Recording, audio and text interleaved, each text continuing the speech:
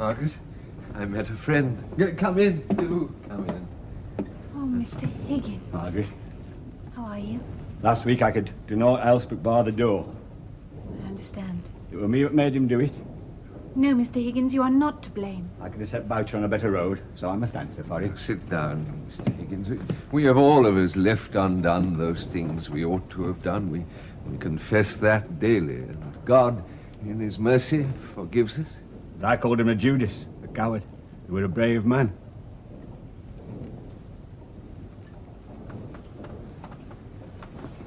I want you to help me. Help you, of course. When I go down south, I want to take Mrs. Boucher with me, and the children. Work for them, care for them. Leave here and go south. There's no work for me here. I'm blacklisted. But many a time, Margaret, I've heard you talk of the south. Perhaps you know somebody who might give me work. What sort of work could you do? I reckon I could spade a bit. But you would not bear the dullness of the life. Have you been to Marlborough Mills for work? Yes, have you been to see Mr. Thornton? Not Thornton himself, but I've been to the works. I saw the overlooker. He bid me go and be damned. I wish you had seen Mr. Thornton. Please try to see him. Oh, such a man as me is not likely to see the master. I'll write you a note. A note that you can give to him. I think I may venture to say it will ensure your hearing. What do you say? You needn't write your note. I'll not have favour courage for me. But I'll tell you what I'll do. I'll do it for your sake, Margaret. It taxes me pride above a bit. But I'll do it for you.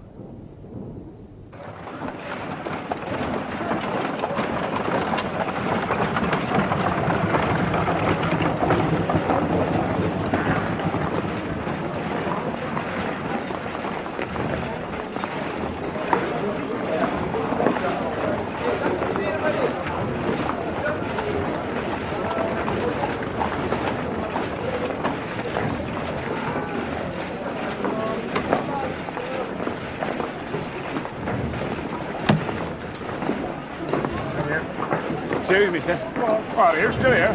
Waiting for you to come back. I want to speak to you. Well, you better come in.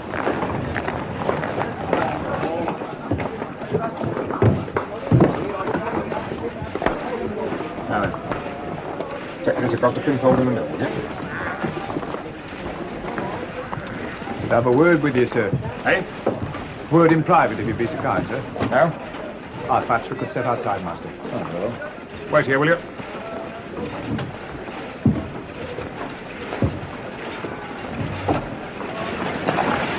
know who that is? You tell me. That's Higgins, one of the leaders of the union. Been hanging around for hours.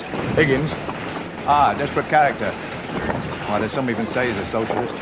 Socialist. Thank you, Williams. You can get on with him for a minute or two.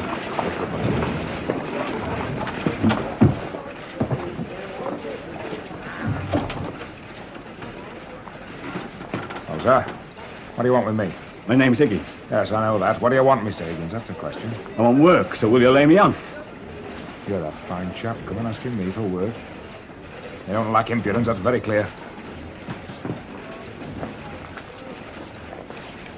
What are you waiting for? I asked you a question. I'm waiting for the answer. I'll give it to you, so don't waste any more of your time. All you've done is make a remark on my impudence. I taught it with manners to say yes or no when I asked a simple question. I'll repeat it. I'll be thankful to you if you give me work. Look, Higgins, I've turned off 100 of my best hands for following you and the likes of you. Do you think that set you on? Might as well throw a firebrand, it'd be like cotton waste.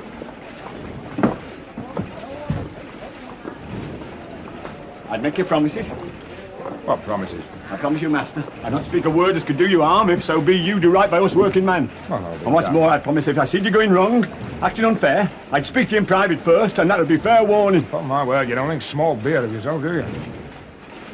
You're not giving me work. I'm sorry to have troubled you.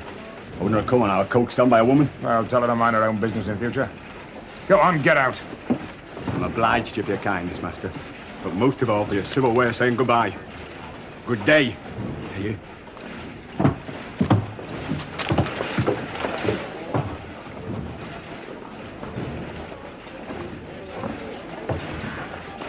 You simply sent him off with his tail between his legs. What's he after, sir? They're after work. Work? What, here, sir? Aye. Speak of the man. Mind you, they do say he's not the revolutionary he was. Not since he calls that fella's death. Who's dead? Mulcher. Drowned himself. That Higgins has it on his conscience. And so he should have. Tried to make up for it by looking after Boach's wife and children. Children?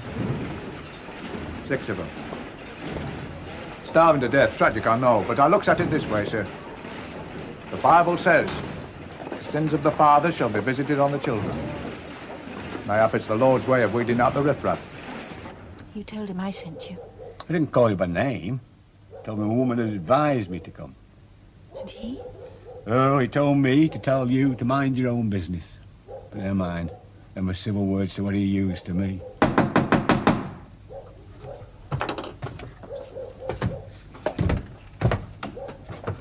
Here, Mr. Higgins. Can I have a word with you? You? Call in here. You best come in.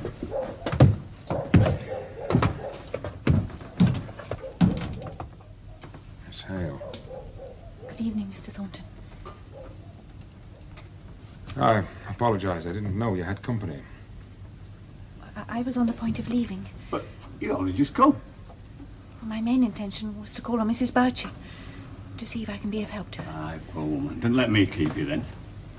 Miss Hale, I had no knowledge that you were here. I didn't know you were a friend of Mr. Higgins. This was a woman you said was to mind her own business. It was you. I apologize for my hasty words.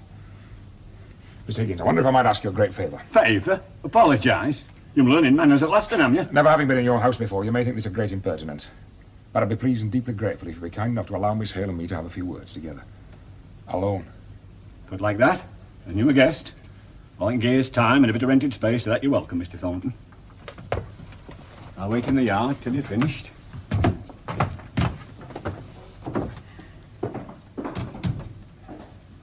You had a visit from my mother, I understand. I did. I regret what took place. I would not have you hunted and badgered. Miss Hale, have you no explanation? You must know what I cannot but think. I am aware of what I must appear to you. But I'm not in a position to explain. If I did, I would bring harm to another person. Then I'll ask no further. I thought we might have had something to say to each other, but I see that we mean nothing to one another.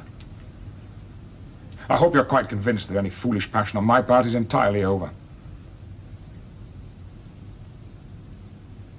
Yes. Then if you will excuse me. Good evening, Mr. Thornton. Miss Hale.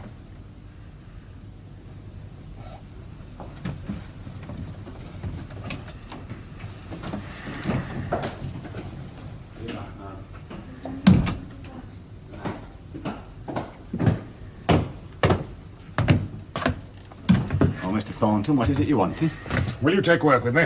That's all I've come to ask. Work for you after today, what's the catch? No catch. I didn't know about the children. Boucher's children? Aye. What are they to you? They're children, that's all.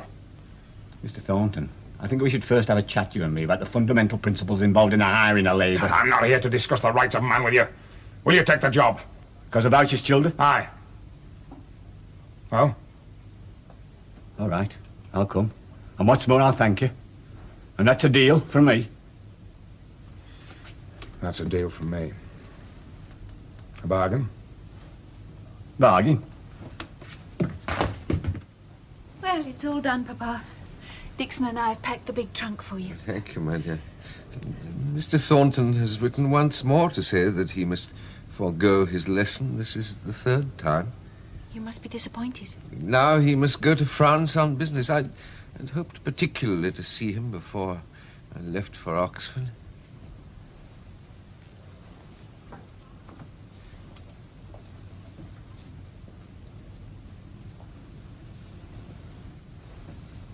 Margaret, have you ever had cause to think that Mr. Thornton cared for you? Yes. Oh, Papa, I should have told you. Yeah, I'm sure you would have if you had returned his regard. Did he speak to you of it? Yes. And you refused? Yes. Forgive me for not telling you more. But the whole thing is so painful to me that I cannot bear to think of... I understand, my dear. I'm so sorry to have lost your friend. I could not help it. But... Oh, I'm so sorry. Margaret, I'm sorry too. But, my dear, if it distresses you so much, why don't you come to Oxford with me? Your godfather would be delighted to see you. Oh, you're both very kind. Oh, after all that has happened these last few months, I shall enjoy the peace and quiet of remaining here with Dixon. You will take care of yourself. You promise me.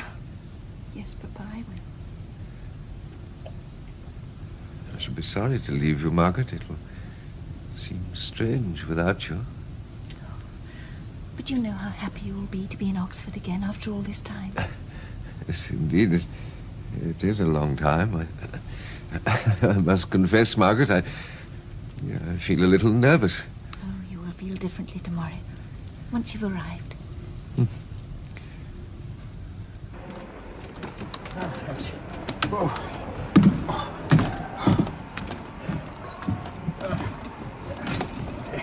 Thank you, thank you. Thank you.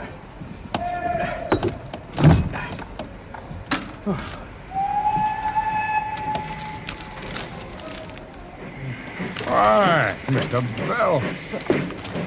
Thornton, what are you doing on this train? I caught it in London. Matter of fact, I'm just on my way back from France. Been doing some business there. Successfully, I hope. Well, yes. It's got me out of trouble for the time being. What about you? Tell me on your way to Milton. Yes, I am. Got to put up my rent, I hope. I warn you, we got to the stage of diminishing returns. Oh, come now, Thornton. You've never found me an unreasonable landlord, have you? Oh, not so far as landlords go, no. But what is the purpose of your visit, may I ask? A most melancholy errand, I'm afraid. Oh? You know Mr. Hale's been staying with me for the last few weeks? Yes? Well, prepare yourself for a shock, Thornton. Mr. Hale is no more. He passed away last night. What? He went to bed last night, to all appearances, in good health and excellent spirits when my servant called him this morning. He had gone. Hale dead? He hadn't seen Oxford for 17 years. His visit was a joyful reconciliation with his past, with his whole life. He was happier than I've ever known him. If a man must die, his was a good death. We can thank God for that. Does Miss Hale know? Margaret? No. I'm on my way to break the news to her. So now she's alone. What will become of her? Well, it's obvious she won't stay in Milton. I think it most likely she'll go to London and live with her aunt, Mrs. Shaw. London, yes, I see.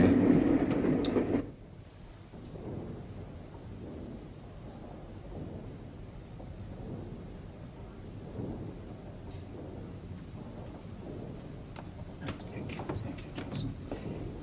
She's in there, sir. Good. Oh, yes. I'll just have a word with her, thank you.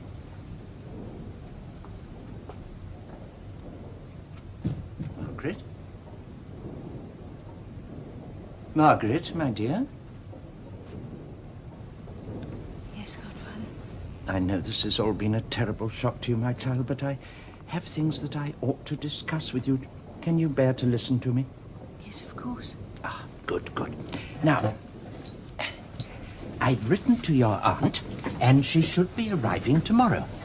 Yes. Now, I think it most likely she'll want to return with you to London as soon as possible. You will be happy in London, won't you? Yes. Good. Now then, as I've only really one more day here, I was wondering, as your aunt probably won't leave you enough time to say goodbye to your friends, if you have the courage, my dear, I could accompany you on your leave-taking. Leave-taking? Well, you may never see this place again. I know. Well, now, who are the friends that you would wish to visit? We have made so few friends. Friends who would remark on my departure. But there's Mr. Higgins. I must say goodbye to Mr. Higgins. Yes, and who else? can't think. There's Mr. Thornton. Have you forgotten him? No, I have not forgotten him. Then you'll say goodbye to him. Yes. I will say goodbye. Saddle around? What, get a working man saddle around? Why not? Not enough backing in it. Packing? Enough fat, nothing succulent. If you're opening a dining room for your workers, you want to give them what they're used to, and lots on it. Ah, well, what do you recommend then, Higgins? Here, take this number pencil, do a bit of jotting. Right, fire ahead. Right, you are. First off, hot pot. Next, belly draft. Neck of lamb in pearl barley. Chorl trotters, chitlins in the gissup. Gissup? Aye, chitlins in the gissup, first rate fettle, I tell you. Got cow wheel down, have you? Oh, it's nice and gluey around your chops as your cow wheel. And don't forget your giblet pie. All right, Higgins, all right. You've convinced me.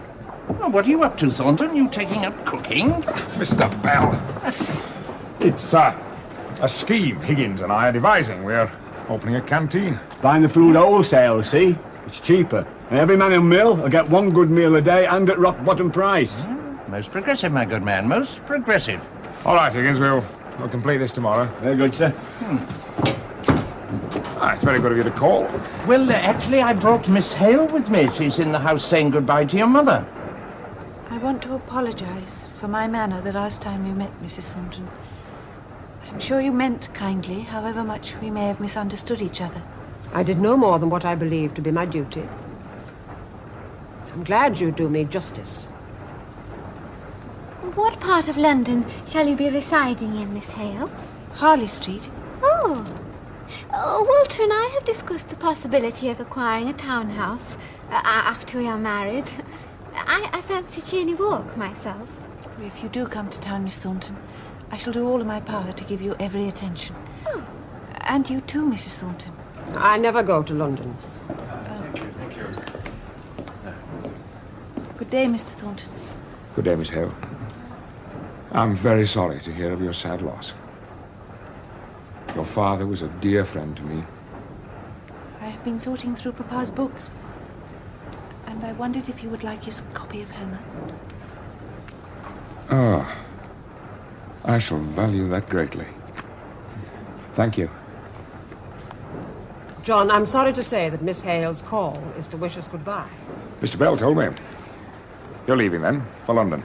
Yes, my aunt arrives tomorrow to fetch me. And we shall never see you again. I doubt it.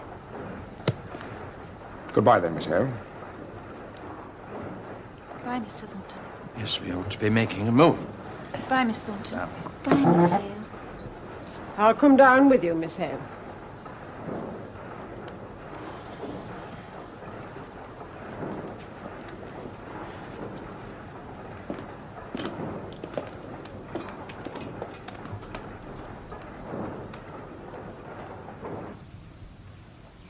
Poor dear child. I had simply no conception how you were living. Butler's wife lives in a better house than this. How you have suffered. Poor lamb. It can be very pretty round here, in summer. Your taste is blunted, girl. Still, we shall soon bring you back to what you were born to be. A lady of refinement. Dixon? Yes, madam. I have decided that you will remain here. Can I trust you to sort through what belongings there are ready for the auctioneer to put under his hammer? I think you can safely leave that to me, madam. Thank you, Dixon. You may go. Thank you, madam. We are selling all our furniture, then? You can hardly have these odds and ends with us in London. Not the right style at all. No, I suppose not. In fact, I am thinking about refurnishing the house, having everything Gothic, Mr. Pugin's style. Have you seen any? No, Aunt. Oh, he had an absolutely wonderful display at the 51 exhibition. His medieval room is still talked about. A most talented man is Mr. Pugin. You'll have to meet him. Thank you. You're going to live again, Margaret. There is a wonderful life in store for you. Excuse me, madam. Miss Margaret, Mr. Higgins would like to see you. Please show him in, Dixon.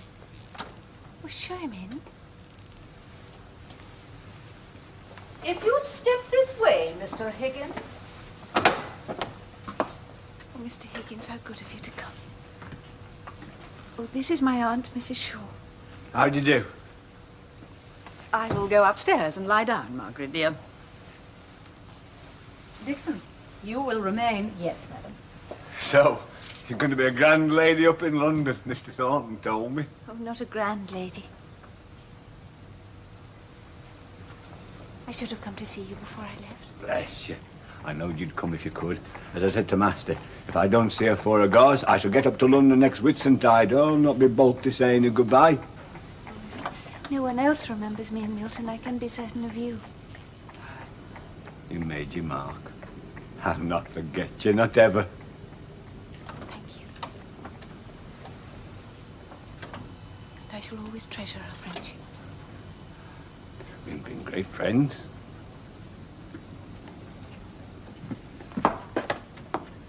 Bless you, Margaret. Bless you. And amen.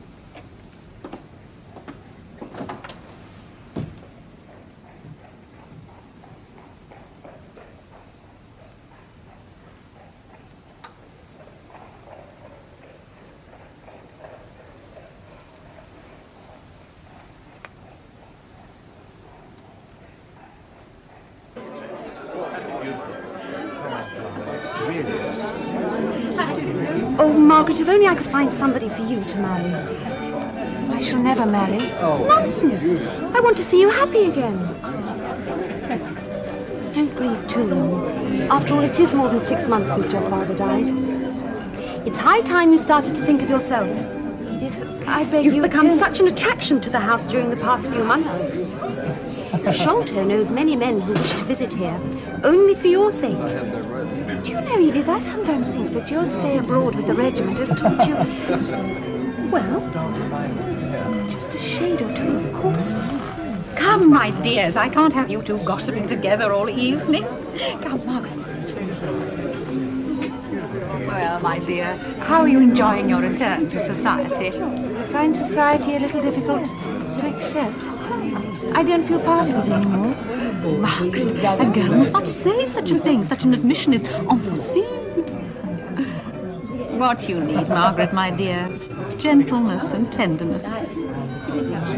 I will leave you with Henry, for he has a rich fund of both.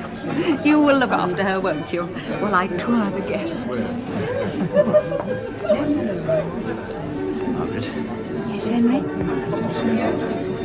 Tear away the pretentious veneer of our conversation, and you would find that this room is full of aching hearts. Why do you go on with it? If I speak for myself, my own somewhat forced, affable chatter is simply a means of disguising how vulnerable I am. You vulnerable? Margaret, all men who have a longing for something, someone, are vulnerable. Henry, you are the kindest and most sympathetic friend I have here. Still only a friend. And I remain vulnerable. And being so, I must make sure that society is unaware of it. So come, Margaret, what chit-chat shall we engage in? I do not enjoy chit-chat. But you must, Margaret, you must. It is an essential rule of the game. I hear that the thing to avoid this season is to attend any party where Alfred Lord Tennyson is invited. Got a new poem called Maud. Reads it in a special sing-song voice with tears dripping down his face. Nothing but moans and groans. An absolute shocker of a man. Guaranteed to kill any evening stone dead. Henry?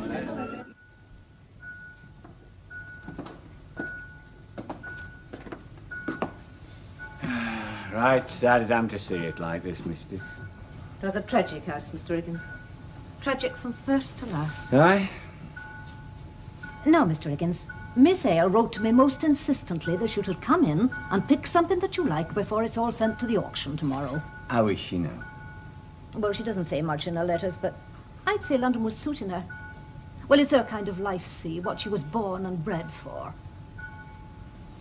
Well, now, I've laid out the oddments over there, and if there's anything you fancy, just you take it. Right, ja. I'll have this. Old Ale's tobacco jar. I'll think of him every time I dips in me pipe. Just a minute. That isn't Mr. Ailes. I shouldn't have left it there. It was Master Frederick's. Who's Frederick? He is nobody that you know. There is a Frederick, then. What? Now, wait a minute. You had Aunt Mary working in the kitchen when Mrs. Hale was dying. Her said a nice-looking fella come to the house. Her said it was Miss Hale's brother. How many other people is your Mary to? Oh, only me. I poo-pooed the idea until now because I thought it was one of her fancies. But it's right, isn't it? Miss Hale does have a brother named Frederick. Mr. Higgins, so this goes no further, 'tis best to tell you something. Huh? Something the family's tried to wash up. If it got out that he'd come to his house, Miss Margaret could be put in prison for harbouring a desperate criminal. Miss Hale's brother a criminal? Well, we don't think so, and nobody in their right minds would think so. But the law thinks so. If it were left to the law, he'd be dangling from the yardarm. What did he do, then? He led a mutiny in one of Her Majesty's ships. Mutiny? He had a good reason for it. The captain were a tyrant. Master Frederick led that mutiny to save more death and suffering. Where is he now? In Spain. He married a Spanish girl and settled down there. Is that Jonock? Jonock? True. Not a word of a lie. Well, it's eye-opening. A right flummoxer. Still, as far as I'm concerned, there ain't no Frederick. No, never was. That's settled, then. Now, Mr. Higgins, is there something else that you fancy? Can I have this? Oh, that's Mr. Hale's prayer book. I know. I thought you were against religion. I am a bit. It's nice to have somebody handled, something Mr. Hale put his mind to. You take it, Mr. Higgins. Army 6. Ta. Upon my soul, Margaret, it's easier to lay hands on the crown jewels than to get inside this place. Oh, how good it is to see you, Godfather. Well, how are they treating you, my dear child? Well, I hope... Oh, yes, most kind. Well, where is your aunt, then, and your cousins? Place seems deserted. They've gone out visiting. What? Left you all alone? I asked them to. I cannot stand the whirl of the social round day in, day out. But what brings you here? Well, now, I've just come down from Milton. Milton? Yes, and I thought I'd better come straight here and give you my report. You went there especially for the auction? Yes, and to see that the house was taken off your hands. Now, fortunately, Thornton has found a tenant, so that worry's over. You have seen Mr. Thornton? Yes, and great news in that family. Great news. A marriage. Miss Fanny has married Walter Slickson, son of Slickson the manufacturer. Smart young fellow.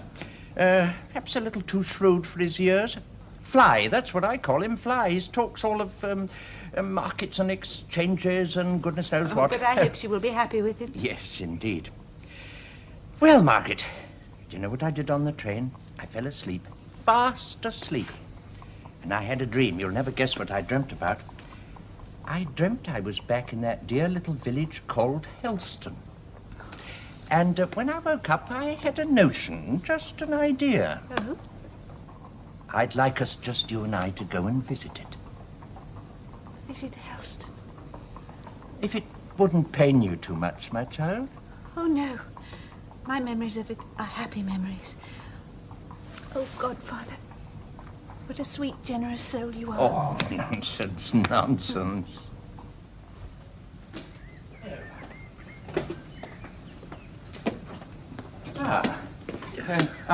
Thank you. There we are. Thank you, Mary. Thank you, sir. Right. Well, now, I wonder where everybody is. Let's, Oh. Oh. Ah. There.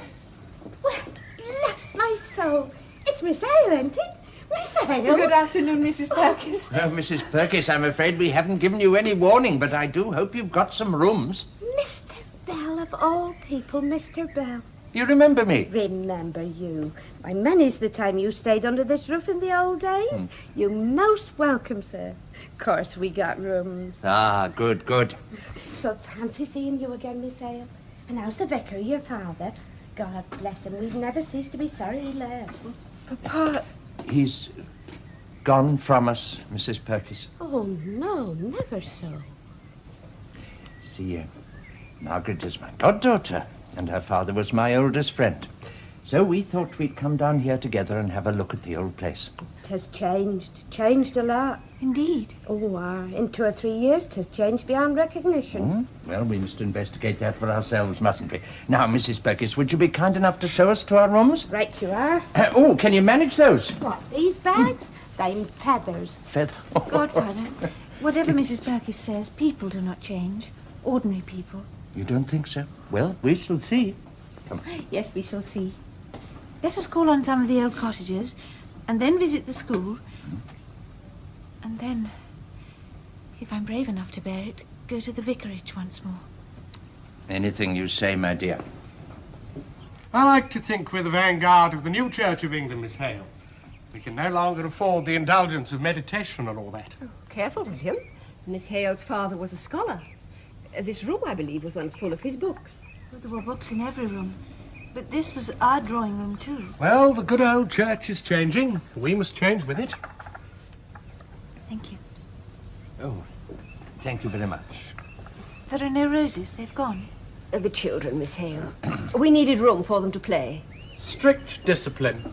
That's what I believe in. Bit of the Roman attitude.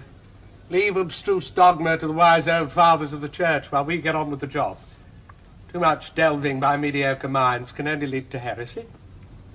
Are you referring to my father? He became a dissenter and left the church. Sorry, nothing personal. It's just that I've had to tackle a parish that's got a bit vague about things.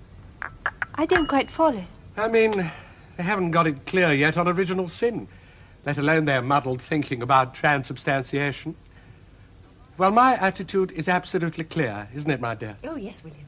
Too much thinking for yourself cultivates pride. It's your mind against the will of God.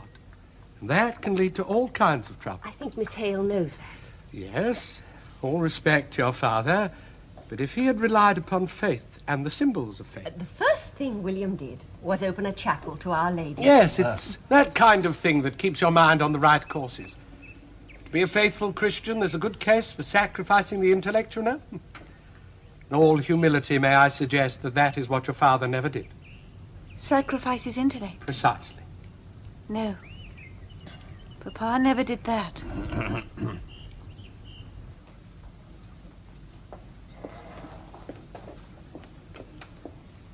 Everything all right, sir?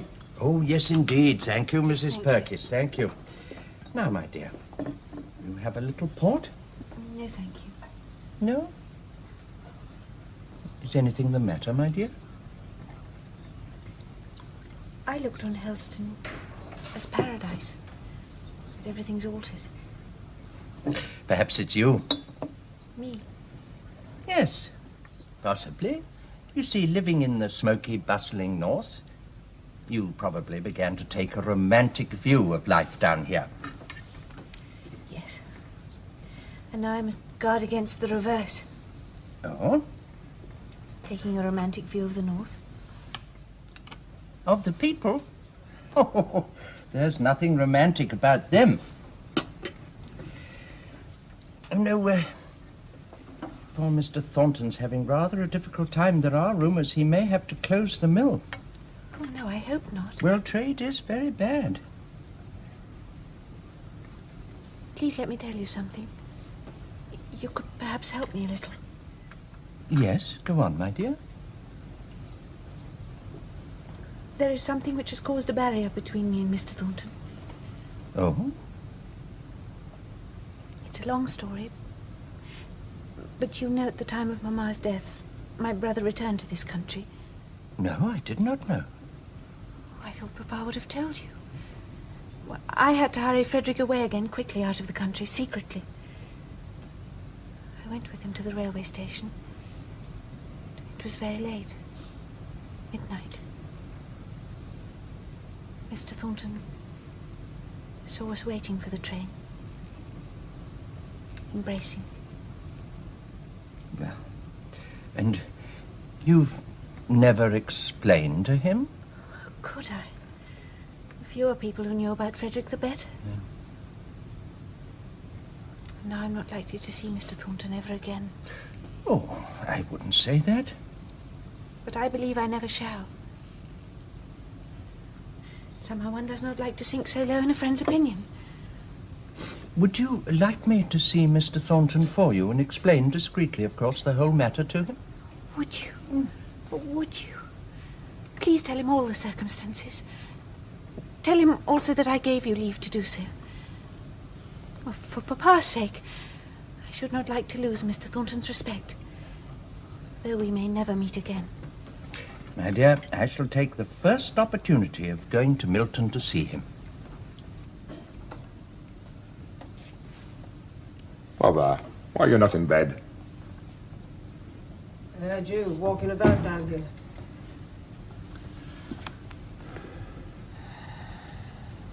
Well, is it the end? I fear so.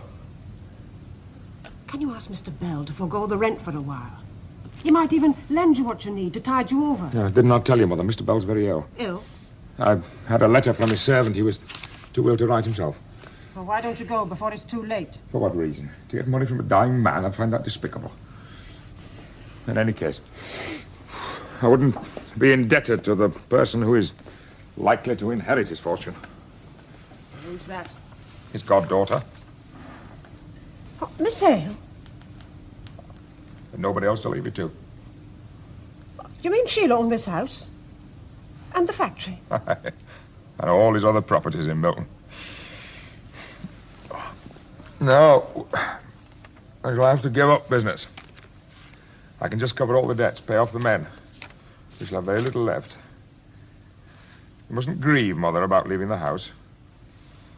I don't care about the house. It's you I care about. Breaks my heart to see you less than you should be. Is there nothing you can do?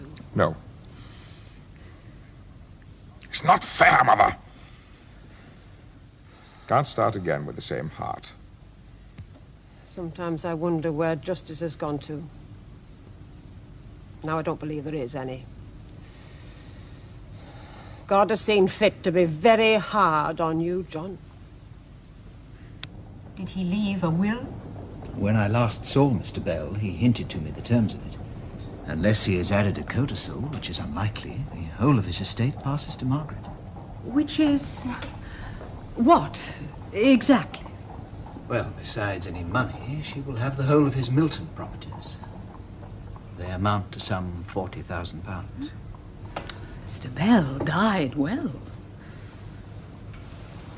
Margaret will be heartbroken. She was so fond of him, Mamma. Yes. The death of a dear one is always hard to bear. Henry. Mrs. Shaw. You must break this news to her yourself. Oh, yes, I intend to. But I feel that if you and Edith were there too, the comfort of womenfolk would... No, Henry, I do not agree. There is much to be gained by her having the sole comfort of a man. As her lawyer, you must stay by her, give her all the help and sympathy she needs. Margaret, my dear, Henry has just told us he has some very serious news for you. Oh? Edith, we will allow them some privacy. Yes, Mamma, of course. Dixon? Yes, madam.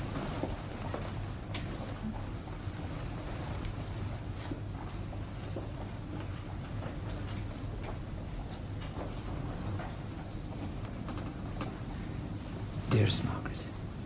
Yes? I have some deeply sad news to tell you. Mr. Bell has departed this life. Mr. Bell? Oh, no. His solicitors felt that I should be the one to tell you. They have also suggested that when in a day or two the will is Where? read that you... Where did he die? In Oxford. Oxford? Not... Milton?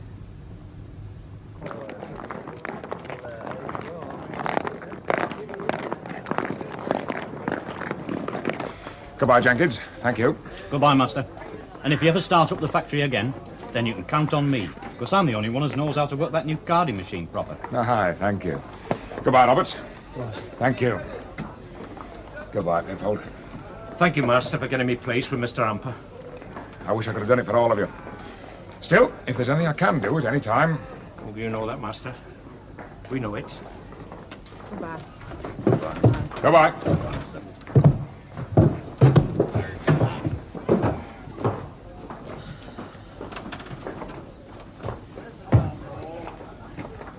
lot, Master. Ah, don't bother locking up, Williams. I'll see to it. Well, what are you going to do? Brother hit me. Get me work down pit, Durham way. Pits? Aye. Wife's dead, why not? Well, take care of yourself, Williams. Aye. Bye, Master. Lord be with you. Thank you. Bye-bye, Williams.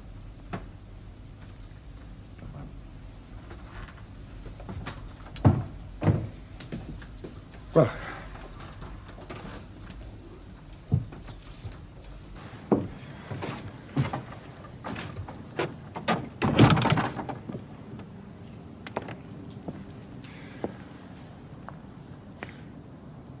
very quiet, Mother. You're a brave man, John, to say goodbye to your workers. I like things to be tidy, Mother. Rounded off. I'll join you in the house. You leave me alone to lock up.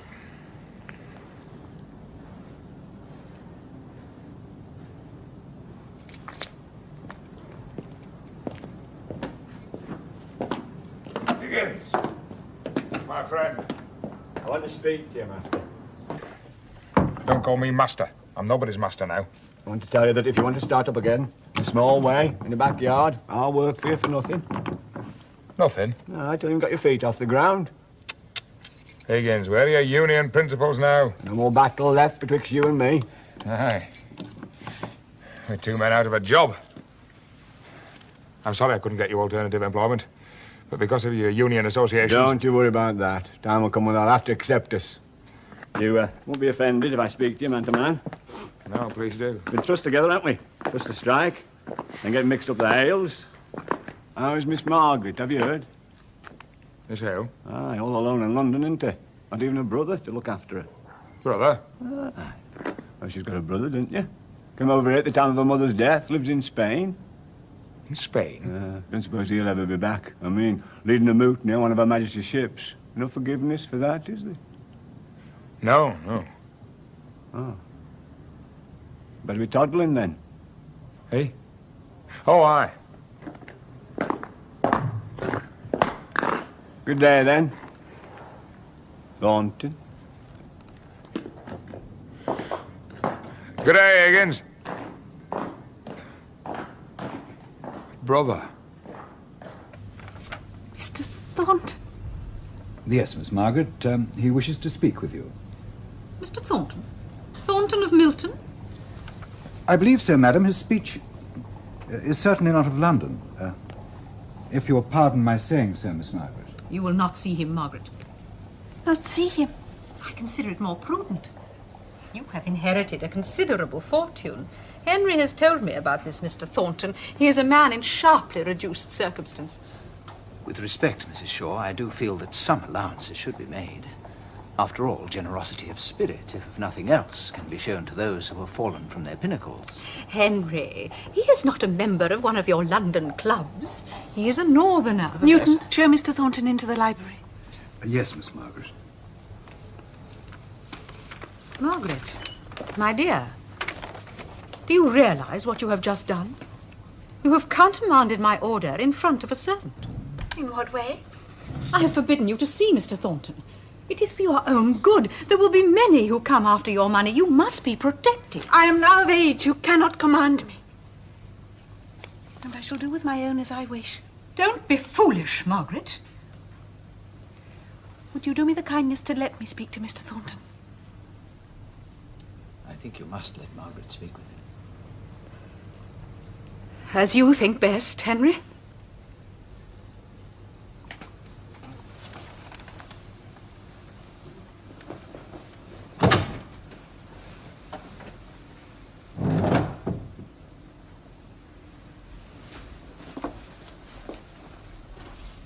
Mr. Thornton. Thank you, Newton. Mr. Thornton, Miss Hale. what brings you to London? A delicate action and a deep apology. That night at the railway station, the man I saw you with was your brother. Was he not? How did you know? I was told so by Mr. Higgins. Oh, I see. He didn't greatly enlarge upon it. a matter of some discretion. But I truly believe it was your brother. Forgive me. Of course. You have had to close Marlborough Mills. Yes. I'm sorry I should be losing you as a tenant. Ah, thank you. Mr. Thornton, I believe I have a little over £18,000 lying unused in my bank. It was only yesterday I was discussing it with Henry Lennox. It brings in a mere 2.5%. If you would take this money, you could pay me much better interest and go on working Marlborough Mills. You could make it into one of the finest industries in the whole of England. You once told me that was your aim. Given my capital, could it not be your aim once more? Margaret. Margaret. Why do you not speak? If I must go, then send me away at once.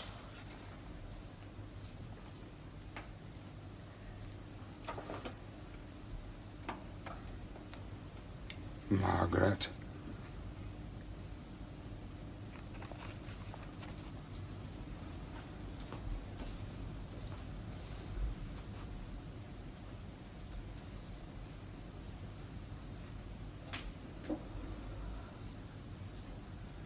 I love you.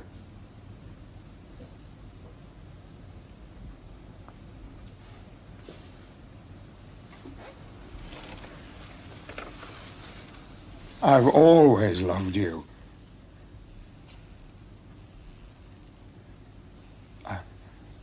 Look, I have something to show you.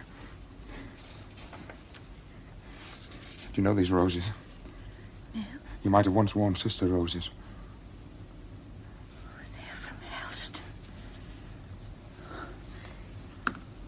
You've been there. When? At a time when I had no hope of calling you mine. I went there on my return from France. I wanted to see the place where Margaret Hale grew to be what she is. You must give them to me. Very well. But you must pay me for them first.